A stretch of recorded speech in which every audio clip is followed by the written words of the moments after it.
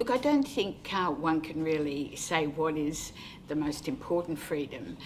Because of my own life and beginning, as a student editor and then, going right through my life being a journalist, I guess I would say that for me, free speech is an absolutely critical right, and the freedom to publish.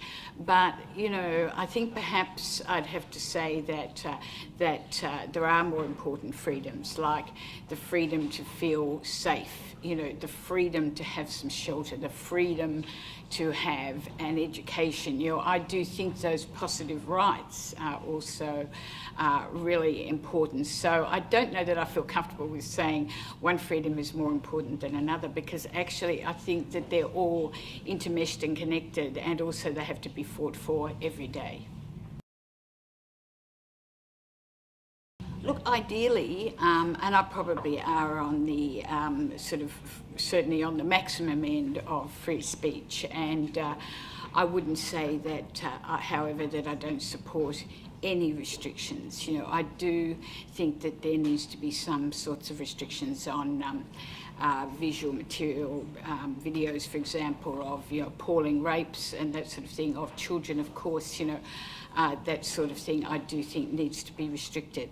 I think, however, we have many restrictions that should not be there, and I would want to extend the limits as far as I can. I also feel very concerned about racist speech, and I think that there needs to be some limits there. I wouldn't, however, have someone put in prison because of racist speech.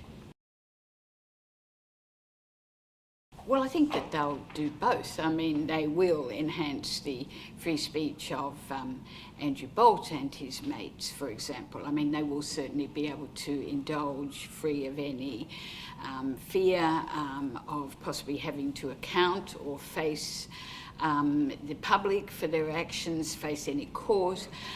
Yes, their freedom will be enhanced, but the freedom of others may well be restricted. For example, it may well intimidate Aboriginal people in the future from actually standing up for their rights. And how I see that case is a group of Aboriginal people held Bolt to account. And I certainly do not support removing that law or amending it just because Bolt wants to enhance his view to be his capacity to be a bigot.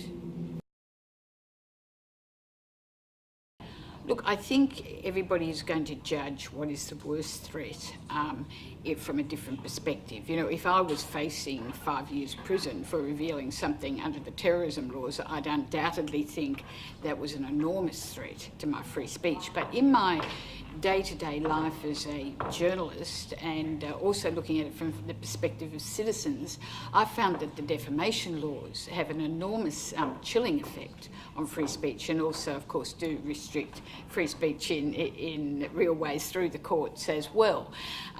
But, just because not only are there the actions taken through the courts, but there's all sorts of threats. Even quite recently, I've experienced those threats that if you don't quieten down, if you don't drop that story, you'll get threatened. And that doesn't only apply to journalists, that also applies to community groups, for example, resonant action groups who are just trying to argue their case and end up suggesting, for example, that someone might be corrupt, which they well could be, but perhaps they're not in a position to prove it.